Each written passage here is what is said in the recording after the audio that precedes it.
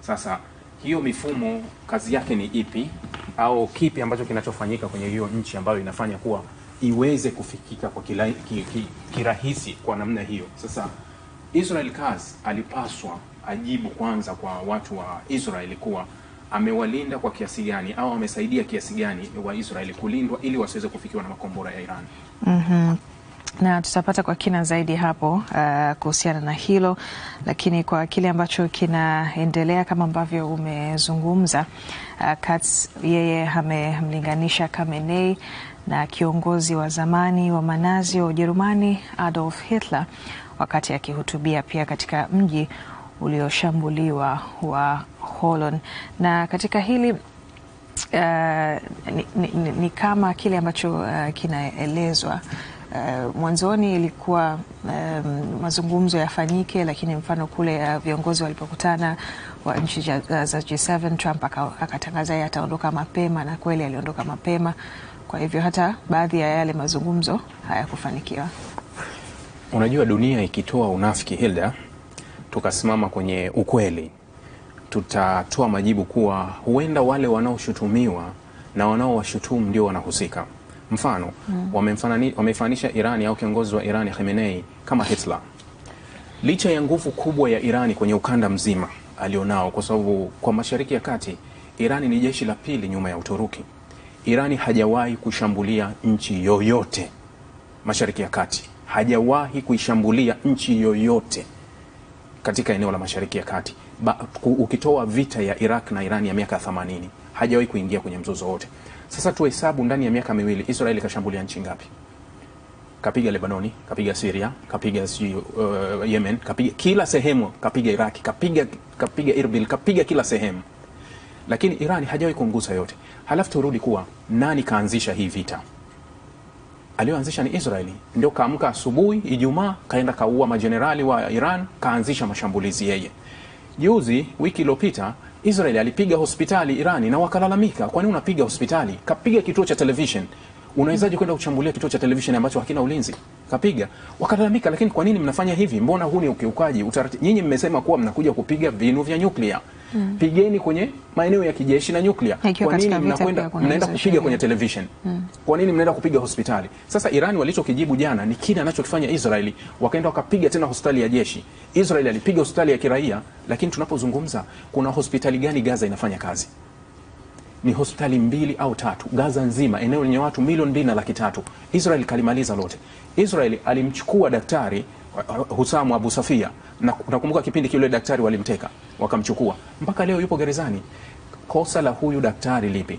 Kikosi cha Israel cha Golan kilienda kuwaua wahudumu wa Umoja wa Mataifa 15 kwa kuwapiga risasi. Juzi tu hapo Umoja wa Mataifa, kiasi miezi miwili, wahudumu wa Umoja wa Mataifa, wahudumu wa afya, imeenda kuwapiga risasi na ushahidi umetolewa kabisa, kwa sababu video ilirekodiwa.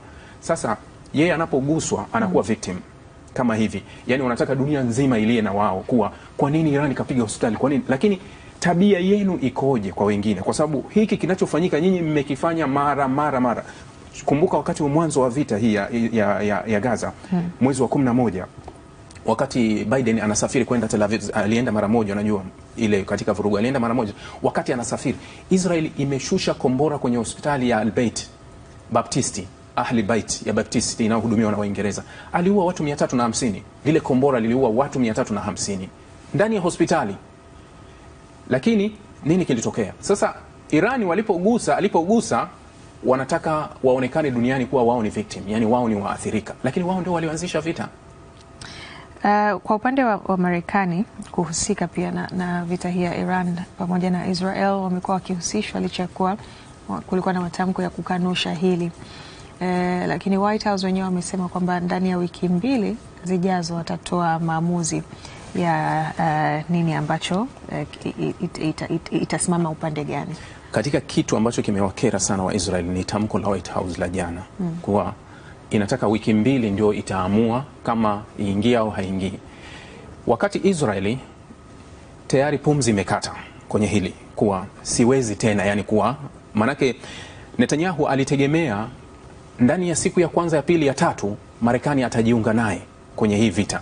Sasa unaona kuwa lengo la kwenda kuathiri nyuklia za Irani takriban wiki 1 bado inaonekana kuwa hakuna mafanikio makubwa kwenye hilo. Kwa hiyo ukisikiliza Netanyahu alichokuwa nakizungumza juzi kwenye hotuba yake, alisema kuwa sisi tunafanya ustaarabu kwa ajili ya kusaidia ulimwengu wa magharibi. Akasema kuwa leo Tel Aviv inashambuliwa, kesho itashambuliwa New York. Ni kauli za kukata tamaa, yani kuwa anahitaji msaada ambao labda nisaidiwe. Lakini jana wakati alivyotembelea hospitali ya Beersheba akazungumza tena, akasema kuwa tunategemea rais ambaye tunaelewana naye atatusaidia na hivi sasa ataingia kwa ajili ya mustakabali wa maisha yetu. Anakusudia Trump aingie. Sasa Trump kusema kuwa tutaingia baada ya wiki 2, anasema kwamba bado anaamini kuna mazungumzo yanaweza yakafanyika. Kwani walikuwa na kipi? Kwa sababu Trump mwenyewe tumuulize kuwa kulikuwa kuna raundi 5 za mazungumzo ambao yeye alikuwa anachezesha mchezo wa hadaa. Trump na yani tuseme Marekani na Irani walikuwa na mazungumzo ya raundi 5 ambao mara 3 yamefanyika Muscat, mara 2 yamefanyika Rome. Walikuwa wanaenda tarehe 15 raundi ya 6 wakafanyike wapi? Muscat. Wakati huo Trump anaongea na umma au anaongea na vyombo vya habari duniani, anasema kuwa mazungumzo yetu na Irani yamefikia kwenye nafasi nzuri kabisa. Kwani mara ngapi walisema kuwa tunaizuia Israeli isishambulie kwa sababu tupo kwenye njia nzuri kabisa. Lakini chini kwa chini Marekani anazungumza na Iran, halafu anasema yani anazungumza na Irani halafu anasema kuwa tunamzuia Israel, lakini chini kwa chini akampa green light Israel nenda kashambulie Iran. Sasa nilikuwa namsikiliza jana Generali Mohsen Razai, mmoja wa majenerali wakubwa wa Irani, anasema kuwa kuanzia walipoanzisha mazungumzo ya mwezi wa 3, yani mazungumzo ya mwezi wa 3 yalipoanza, sisi tulijua kuna vita. Anasema Iran tulijiandaa na vita toka mwezi wa 3. Kwa hiyo hata wakati walitupeleka kwenye mazungumzo yao na meza yao ya hadaa, sisi tulikuwa tunajua ni hadaa. Anasema tulijua vizuri. Anasema walituulia makamanda wetu kwa sababu tulikuwa tunajua kuna mazungumzo yanafanyika siku inayofuata ya 2 tu. Ndio sababu walifanya shambulizi la kigaidi kuua majenerali. Anasema lakini sisi vita tulijua toka mwezi wa 3 na tulijiandaa na hii vita toka mwezi wa 3. Anazungumzia kuhusu hata facility za nyuklia. Anasema kuwa sisi tulishaondoa kila kitu kwenye masuala ya nyuklia kwa sababu tulijua nyuklia zitashambuliwa. Kwa hiyo tulishaondoa kila kitu. Hii vita sio ghafla kwetu sisi. Hii vita tumejiandaa nayo. Kwa hiyo wao ni muda gani watakaa kwenye vita, lakini sisi tulijiandaa nayo. Sasa nini ambacho kwa suluhisho kwa hili kwa pande zote mbili? Nadhani watarudi walipoanzia wakiwa wa kweli. Walifanya mazungumzo ya raundi 5 ya hadaa. Wakati wanamhadaa Irani kwenye mazungumzo, wao wanajiandaa na vita. Lakini na Irani chini kwa chini alishawajua akajiandaa. Sasa mara hii wanatakiwa warudi kwenye meza wakiwa halisi, wasiwe na hadaa. Leo yaita mazungumzo ya hadaa. Mazungumzo ya hadaa kwa sababu walikuwa wakitoka kwenye mazungumzo wanatoa taarifa.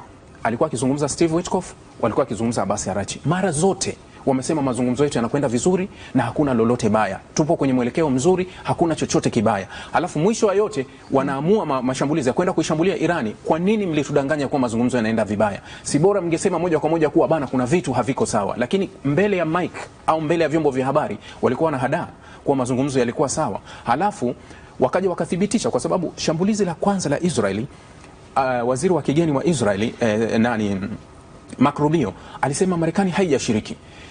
Muda mchache tu kutoka pale Trump akathibitisha kuwa walishiriki na akathibitisha kuwa sisi tunatoa usaidizi wote. Maana yake kuwa yeye ndio alikuwa kwenye mazungumzo. Sasa kumbe yale mazungumzo yote yalikuwa ni ya hadaa, halafu huku unashiriki kwa kila kitu ambacho kinatokea. Sasa leo kuna mkutano kati ya viongozi wa EU na waziri wa mambo ya nje wa Irani Abbas Araghchi. Itafanyika kule Geneva. Huu mkutano utakuwa ni mkutano wa kwanza sasa wa ana kwa viongozi wa magharibi pamoja na Irani kuangalia kuna nafasi gani ya kuweza kulitatua hili swala, kwa sababu kwa vyovyote ilivyo hali ni ngumu sana. Muda huu na mimi naongea na wewe kuna mashambulizi makubwa sana yanafanyika Beersheba. Na Irani kutoka juzi wametoa taarifa wanasema kuwa tumeuharibu mfumo wote wa ulinzi wa Israeli. Israeli anasema anaimiliki anga ya Irani yote na Irani anasema kuwa sisi tumeharibu mfumo wa ulinzi wote, ndio maana tunaweza tukashambulia popote tunapojisikia. Na hata jeshi la Israeli jana lilitoa taarifa ya kusema kuwa Irani ilitumia makombora ambayo ni ya mara ya kwanza inatumia MRV yale ambayo anasema ni makombora yanakwenda multiple, yani yanakuwa yanasambaa, yani ikikaribia kwenye target zinatanuka, zinakuwa makombora mengi ambayo yanalenga target. Kwa hiyo anasema ni vigumu kwenda kudhibiti kwenye mfumo wa ulinzi. Sasa Irani anayo kiasi gani? Sasa mbali na hili la Mashariki ya Kati, tumeona rais wa Urusi yeye akisema kuwa nchi yake haitishwi na hatua za nchi ya NATO, na katika mkutano ule tulimuona pekee rais wa Ukraine akihudhuria. Kwa sababu kitu kimoja Putin ambacho anaamini, hakuna nchi ya Ulaya yenye nguvu kumzidi. na anaweza kuifikia nchi yoyote ya Ulaya akijisikia kufanya vile. Anaposema hana tishio, yani anasema kuwa hatuhofii, kwa sababu Trump alivyokuja madarakani akatishia kujitoa NATO. Katika tishio la kujitoa NATO akawashauri NATO kuwa nyinyi kwanza mchango wenu ni mdogo, lakini kama mnataka tuendelee kubaki ni lazima muongeze bajeti zenu za ulinzi. NATO wana wastani 2% ya mapato yote ya nchi ndio wanatumia kwenye masuala ya ulinzi. Trump na akapendekeza kuwa ni lazima nchi zitoe angalau 5%, ifike 5% katika masuala ya ulinzi. Huu ulikuwa ni mtego wa kibiashara. Yani Trump anatembea vyote kuwa hakikisha tu Marekani kwanza. Sasa kutoka 2% mpaka 5%, hawa NATO silaha zote au tuseme 80% ya silaha ambazo wataongeza kununua kwenye ulinzi wao zitatoka Marekani. Kwa hiyo Marekani atakuwa amefaidika sana kupitia wanachama wote wa NATO ambao watakuwa wamenunua silaha kutoka kwake. Kwa hiyo anaweza hata kama nchi ziko kwenye vita, haziko kwenye vita, amefaidika kwa sababu kampuni kubwa za Marekani za silaha zinaingiza pesa nyingi kwenye uchumi wa Marekani. Kwa hiyo kama migogoro inakuwa mingi duniani na silaha zinauzwa sana, ndio wanaingiza pesa nyingi, lakini inaweza wakaingiza pesa bila kuwa na vita kama hivi. Katika pressure ya Trump anapozisukuma nchi za Ulaya kuwa ziongeze matumizi ya kijeshi, manake zitanunua zaidi kutoka kwa Marekani. Kwa hiyo Marekani atafaidika hata kama hakuna vita. Sasa Putin anafahamu kuwa hata wakiwa na silaha anayefaidika ni Marekani, lakini hizo silaha watazitumia wapi? Kwa hiyo ndio maana anaambia kuwa sitishiki na lolote, na kwa sababu kiuhalisia ukiangalia kama Urusi hana ugomvi na nchi ya Ulaya. Yani nchi fulani, isipokuwa nchi wakati mwingine hizi za Ulaya zenyewe ndio huwa zinatafuta ugomvi na Urusi, kwa sababu Urusi mara zote anasema kuwa utaukataje mkono unaokulisha. Yani amekuwa